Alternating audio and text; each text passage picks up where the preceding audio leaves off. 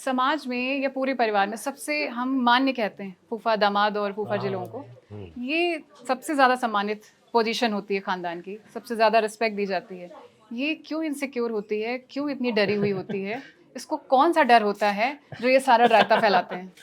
Serious वे में ऐसी कौन सी इनसिक्योरिटी होती है इतने सम्मान के बाद भी? मुझे पता नहीं, क्योंकि मुझे कभी इतना सम्मान मिला नहीं घर में।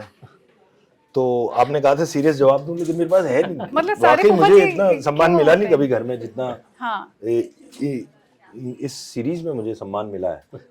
और कि मतलब ताऊ जी सुन रहे हैं मेरी बात। ताऊ जी, आप तुरंत उनका हाथ उठता है। मुझे इन्हें लगता है बोलने कि दीजिए। ये जो रिश्ते हैं उनको ज्यादा सम्मान मिलने की वजह शायद पेट्रिया की ही है। लेकिन इनसिक्योरिटी क्यों आती है फिर उसके अंदर? बाकियों में नहीं आती? Insecurity उनको समझ में नहीं आता।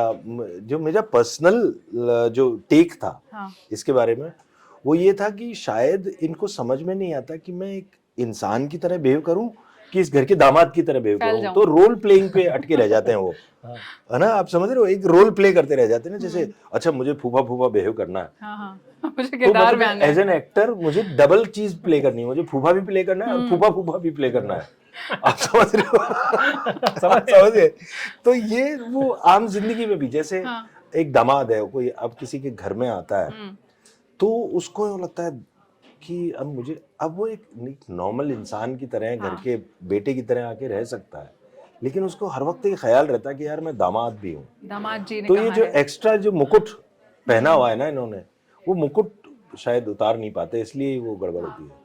हाँ, वही उनको फील कराता है। उसके लिए मुकुट ही कहना उपयुक्त है ना। हाँ, मुकुट कहना एकदम है। वो खाली कैप हेड नहीं है, वो मुकुट है। जो दिख नहीं रहा है पर उसका बोझ उनको महसूस हो रहा है। हाँ, वो बिल्कुल। उस तले दबे हैं और वो और उस तरीके से वो रिएक्ट कर रहे हैं, चौड़े होकर दिखा चौड़े होकर दिखा रहे हैं कि मैं दामाद हूँ, मैं फूफा जी हूँ।